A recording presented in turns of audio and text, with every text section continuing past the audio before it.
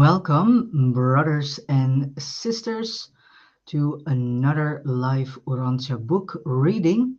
Today we will read further from paper 93, which is all about Machiaventa Melchizedek. Today we will go into the selection of Abraham and we end with the Melchizedek Missionaries, and in between we have a chapter that is all about Melchizedek's covenant with Abraham. All right, let's start. Yes, and you can read along with me. Please do so. All right. Again, the Urantia book, paper 93, all about the history of Machiaventa Melchizedek. Subchapter 5, the selection of Abraham. Although it may be an error to speak of so-called chosen people, because that idea of chosen people is completely created by the Hebrew people themselves, because they, better said, those with the biggest egos among them, whom were the Pharisees and the Sadducees and those who created the Sanhedrin, they wanted to place themselves as people above all peoples and as nation above all nations. And this is, of course, directly against the will of God, and especially against God's plan. It is not a mistake to refer to Abraham as a so-called chosen individual. Melchizedek did lay upon Abraham the responsibility of keeping alive the truth of one God, as distinguished from the prevailing belief in plural deities.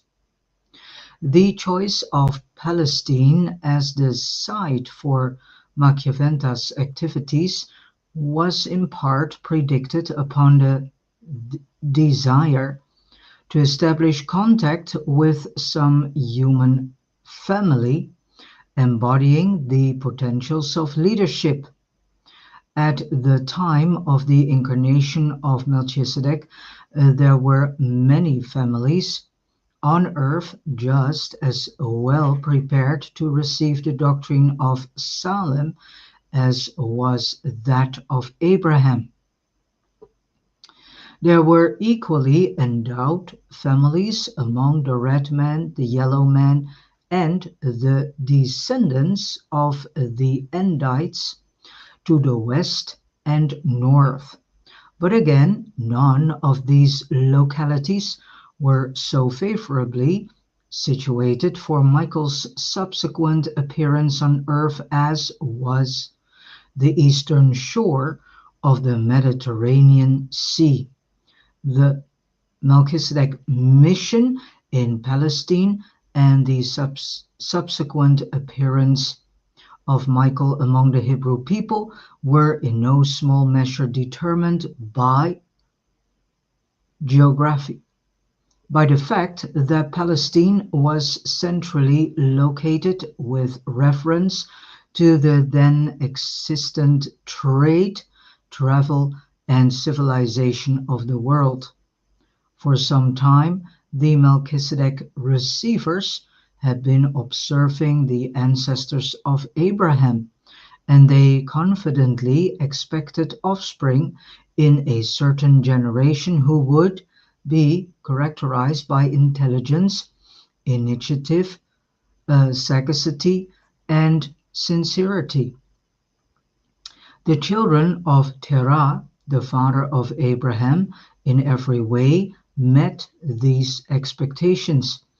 It was this possibility of contact with these versatile children of Terah that had considerable to do with the appearance of Machiaventa at Salem.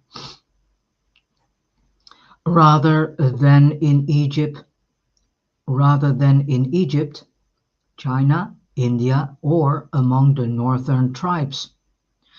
Terah and his whole family were half-hearted converts to the Salem religion, which had been preached in Chaldea. They learned of Melchizedek through the preaching of Ovid, a Phoenician teacher who proclaimed the Salem doctrines in They left intending to go directly through to Salem, but Nahor, Abraham's brother, not having seen Melchizedek, was lukewarm and persuaded them to tarry at Haran, and it was a long time after they arrived in Palestine before they were willing to destroy all of the household gods they had brought with them. They were slow to give up the many gods of Mesopotamia for the one God of Salem. A few weeks after the death of Abraham's father Terah, Melchizedek sent one of his students, Yaram, the Hittite, to extend this invitation to both Abraham and Nahor. Come to Salem, where you shall hear our teachings of the truth of the eternal Creator, and in the enlightened offspring of you two brothers shall all the world be blessed. Now Nahor had not wholly accepted the Melchizedek gospel. He remained behind and built up a strong city-state which bore his name. But Lot, Abraham's nephew, decided to go with his uncle to Salem. Upon arriving at Salem, Abraham and Lot chose a hilly fastness near the city where they could defend themselves against the many surprise attacks of northern raiders. At this time, the Hittites, Assyrians, Philistines, and other groups were constantly raiding the tribes of central and southern Palestine. From their stronghold in the hills, Abraham and Lot made frequent pilgrimages to Salem. Not long after they had established themselves near Salem, Abraham and Lot journeyed to the valley of the Nile to obtain food supplies, as there was then a drought in Palestine. During his brief sojourn in Egypt, Abraham found a distant relative on the Egyptian throne, and he served as the commander of two very successful military expeditions for this king. During the latter part of his sojourn on the Nile, he and his wife Sarah lived at court, and when leaving Egypt, he was given a share of the spoils of his military campaigns. And so, if we read all this about Abraham, then we must come to the conclusion that what the Bible has described about Abraham is quite meager and doesn't give an in-depth background about this person, Abraham. And so we now get to learn that Abraham was quite an ambitious man and was a very good military leader and strategic. And he had himself the ambition to become a king himself. So this, unfortunately, is not mentioned in the Bible. So we lack a lot of in-depth information about the most important persons of the Old Testament. It required great determination for Abraham to forego the honors of the Egyptian court and return to the more spiritual work sponsored by Machiaventa. But Melchizedek was revered even in Egypt, and when the full story was laid before Pharaoh, he strongly urged Abraham to return to the execution of his vows to the cause of Salem or Salem. And Salem means peace. So Jerusalem in actuality means the city of peace, and before it got that name, it was called Jebus. Abraham had kingly ambitions, and on the way back from Egypt, he laid before Lot his plan to subdue all Canaan and bring its people under the rule of Salem. Lot was more bent on business, so after a later disagreement, he went to Sodom to engage in trade and animal husbandry. Lot liked neither a military nor a herder's life. Upon returning with his family to Salem, Abraham began to mature his military projects. He was soon recognized as the civil ruler of the Salem territory and had confederated under his leadership 7 nearby tribes. Indeed, it was with great difficulty that Melchizedek restrained Abraham, who was fired with a zeal to go forth and round up the neighboring tribes with the sword, that they might thus more quickly be brought to a knowledge of the Salem truths. Melchizedek maintained peaceful relations with all the surrounding tribes. He was not militaristic and was never attacked by any of the surrounding tribes. And he was never attacked by any of the armies as they moved back and forth.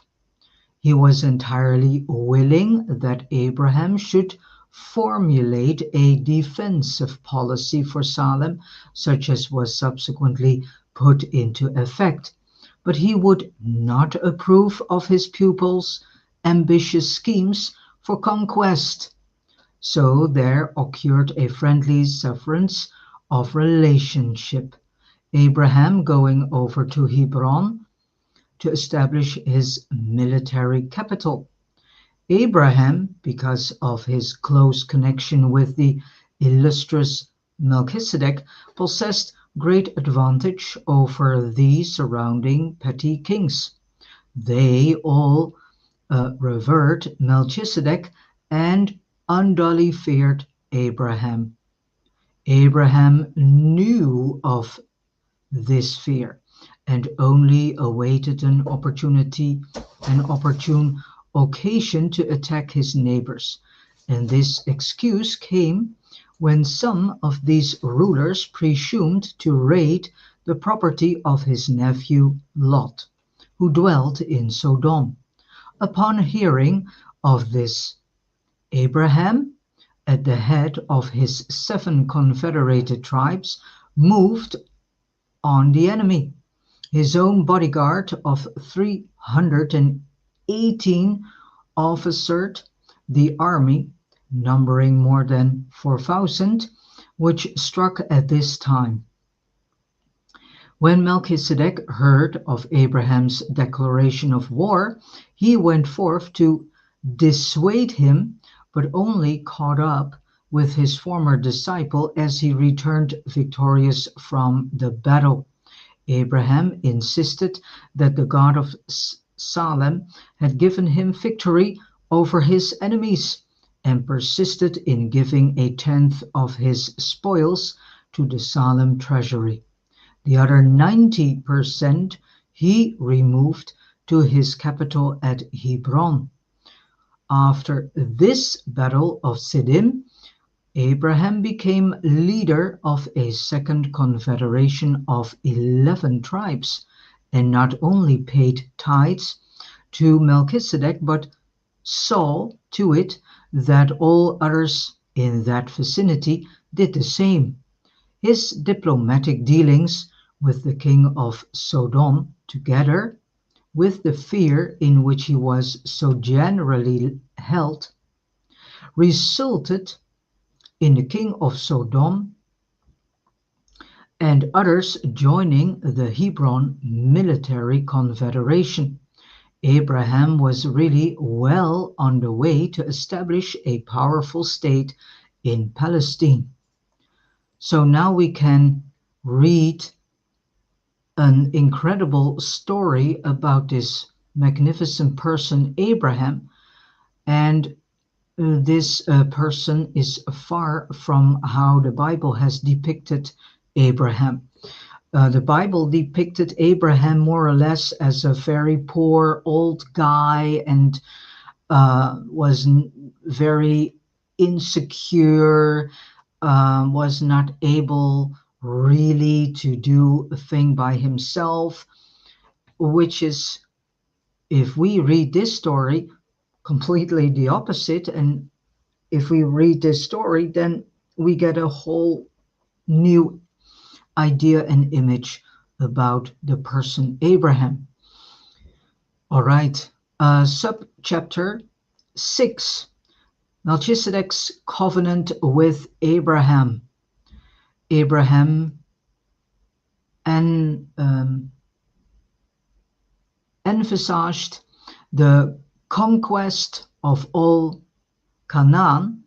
His determination was only weakened by the fact that Melchizedek would not sanction the undertaking.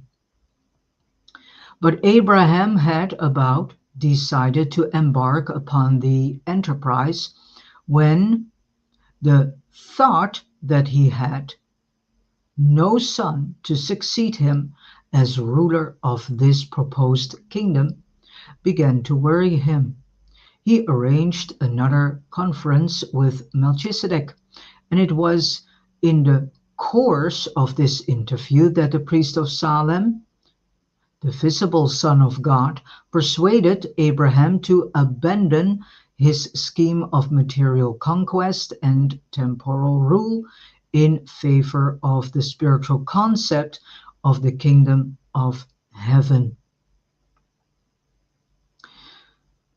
Melchizedek explained to Abraham the futility of contending with the Amorite confederation, but made it equally clear that these backward clans were certainly committing suicide by their foolish practices, so that in a few generations they would be so weakened that the descendants of Abraham, meanwhile greatly increased, could easily overcome them. And Melchizedek made a formal covenant with Abraham at Salem. Said he to Abraham, "Look now up to the heavens and number the stars if you are able. So numerous shall your seed be." So if we read this sentence, which is a familiar sentence because it's also being stated in the Bible. But in the Bible, it is written that God has said this, but in actuality, it was Machiaventa, Melchizedek, who said and spoke these words to Abraham. So here another correction. And Abraham believed Melchizedek, and it was counted to him for righteousness. And then Melchizedek told Abraham the story of the future occupation of Canaan by his offspring after their sojourn in Egypt. This covenant of Melchizedek with Abraham represents the great Urantian agreement between divinity and humanity, whereby God agrees to do everything. Man only agrees to believe God's promises and follow his instructions. And this is the point. Do we follow the instructions God is given to us? No. And that is why we are living in a world nowadays that is full of chaos, decay, stagnation, confusion, and deceptions, lies, fraud, corruption, illusions, and so on. As soon as we start to do what God is instructing us to do, then this will turn into a world in which we all can thrive again. Heretofore, it had been believed that salvation could be secured only by works, sacrifices, and offerings. Now Melchizedek again brought to Urantia the good news that salvation, favor with God, is to be had by faith. But this gospel of simple faith in God was too advanced.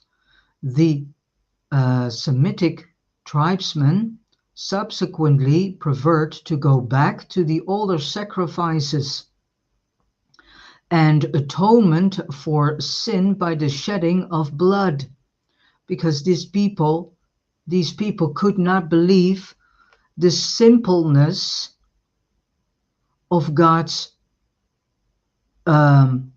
message. And that is what God is trying to tell us from generation to generation.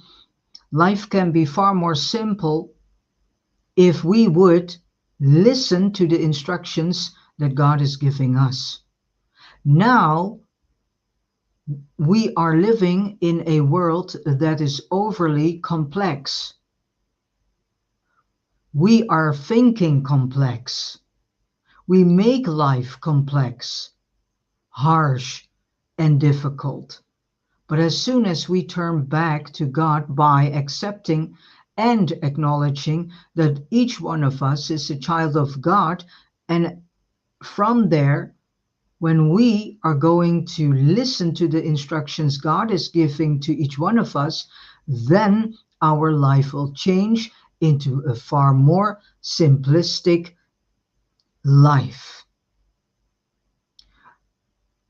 We will still face challenges, but the way we face it is lesser, complex, and harsh than we do now. It was not long after the establishment of this covenant that Isaac, the son of Abraham, was born in accordance with the promise of Melchizedek. After the birth of Isaac, Abraham took a very solemn attitude toward his covenant with Melchizedek, going over to Salem to have it stated in writing. It was at this public and formal acceptance of the covenant that he changed his name from Abram to Abraham.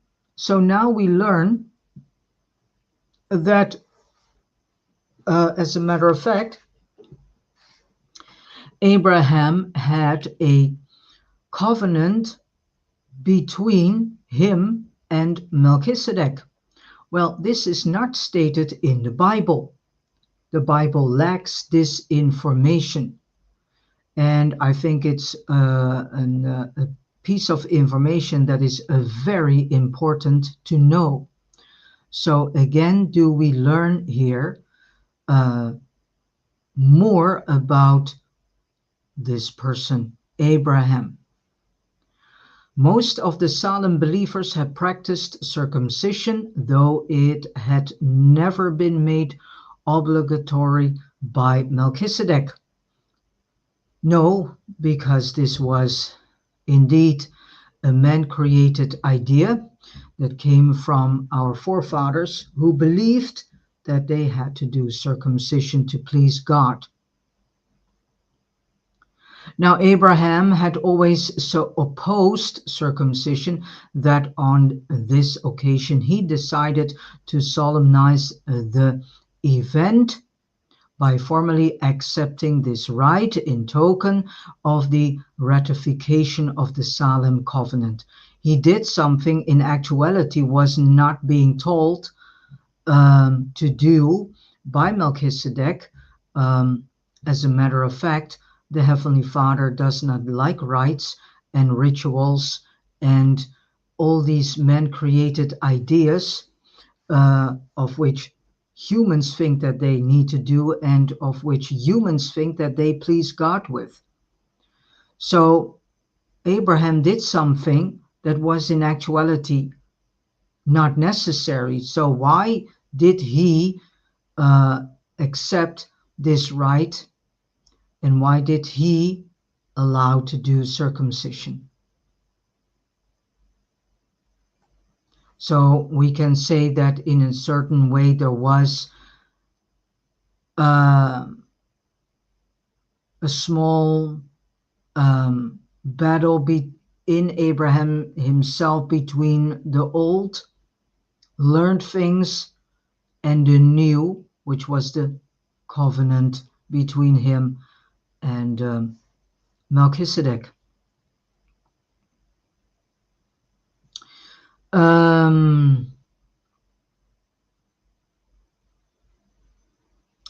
It was following this real and public surrender of his personal ambitions in behalf of the larger plans of Melchizedek that the three celestial beings appeared to him on the plains of Mamre. This was an appearance of fact, notwithstanding its association with the subsequently fabricated narratives relating to the natural destruction of Sodom and Gomorrah. So here we learn that this story that is being told in the Bible about Sodom and Gomorrah is in actuality a fictitious story. The destruction of Sodom and Gomorrah happened due to naturalness. So again, this was an appearance of fact, notwithstanding its association with the subsequently fabricated narratives relating to the natural destruction of Sodom and Gomorrah. And these legends of the happening of those days indicate how retarded were the morals and ethics of even so recent a time. Upon the consummation of the solemn covenant, the reconciliation between Abraham and Melchizedek was complete. Abraham again assumed the civil and military leadership of the Salem colony, which at its height carried over 100,000 regular tithe payers on the rolls of Melchizedek's brotherhood.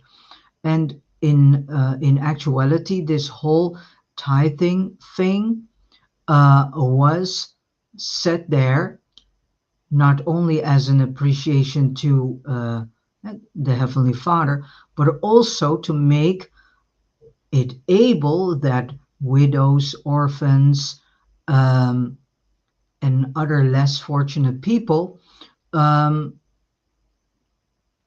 could be helped. The tithing system is now tremendously abused by churches and those whom are standing in the pulpit, who think that they can use the tithing for their own purposes and personal greed.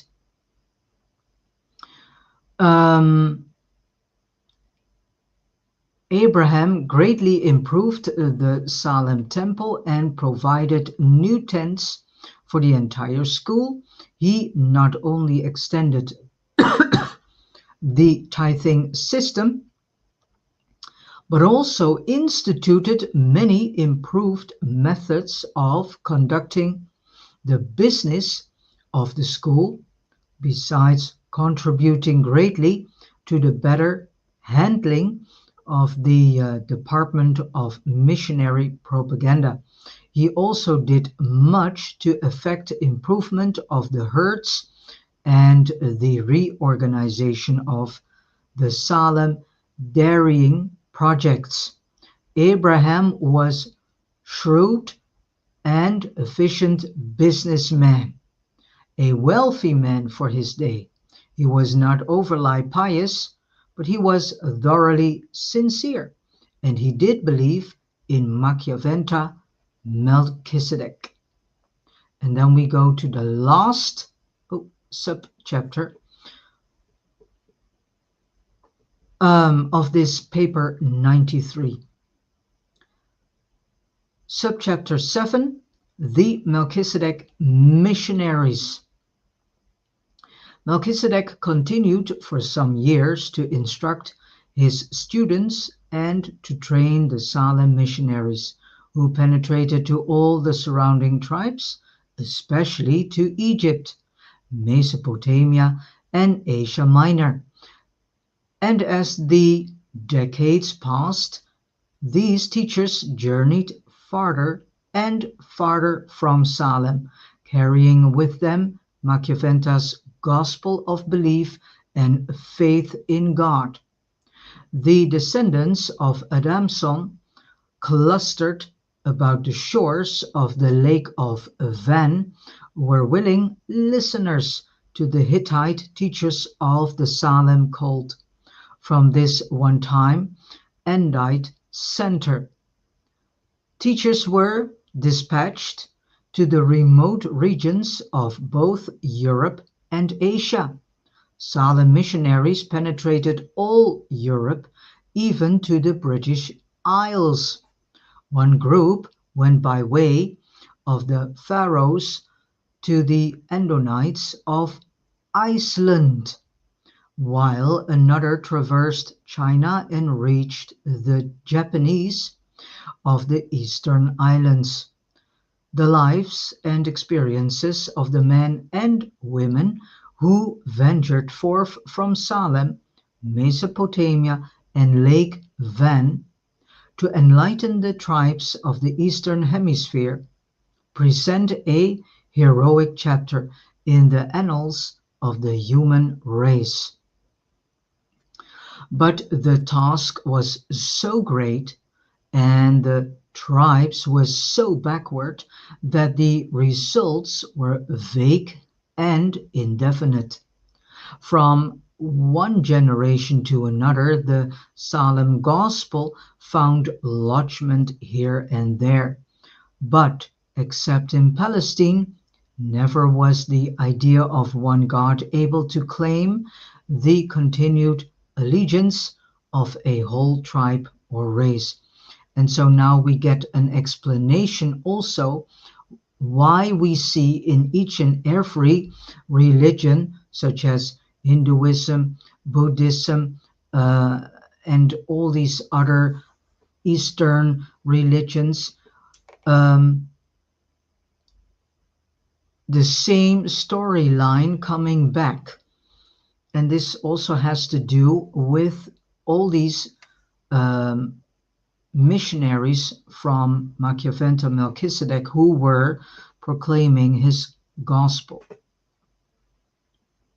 Long before the coming of Jesus, the teachings of the early Salem missionaries had become generally submerged in the older and more universal superstitions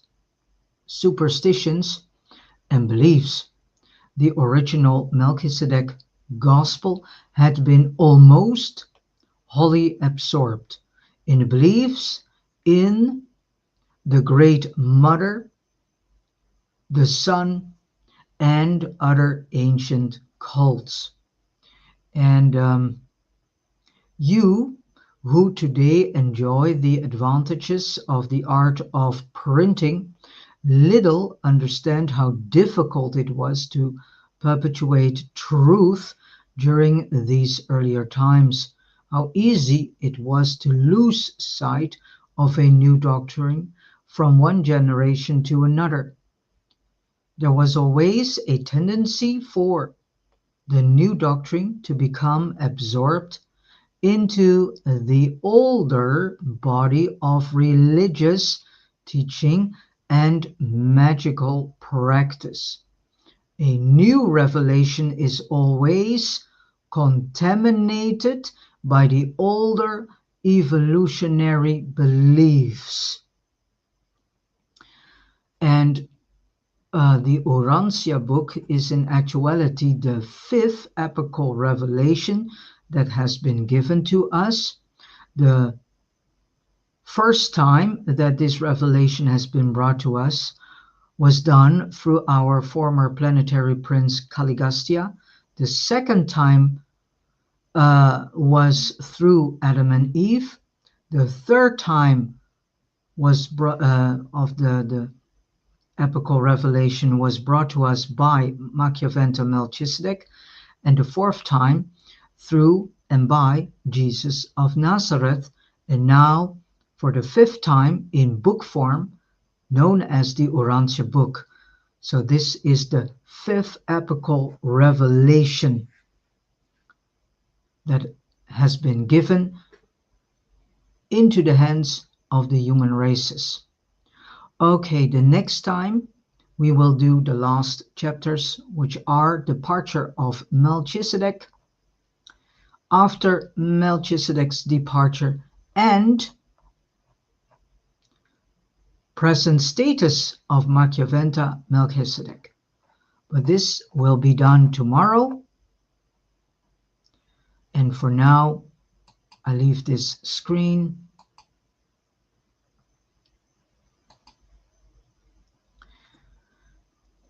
And I want to say to you, lovely brothers and sisters, set aside all the things that has been taught to you in your life, no matter if it's been taught through Bible or other sacred books or whomever.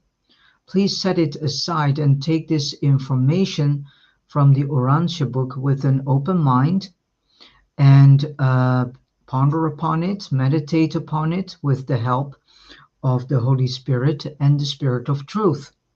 Ask these spirits to help you to understand the information and to get a more in-depth clarification. And also, if this information is really truth-based.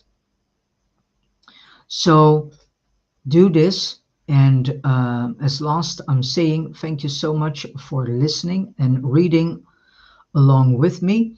I wish you all a beautiful, joyful, and loving day.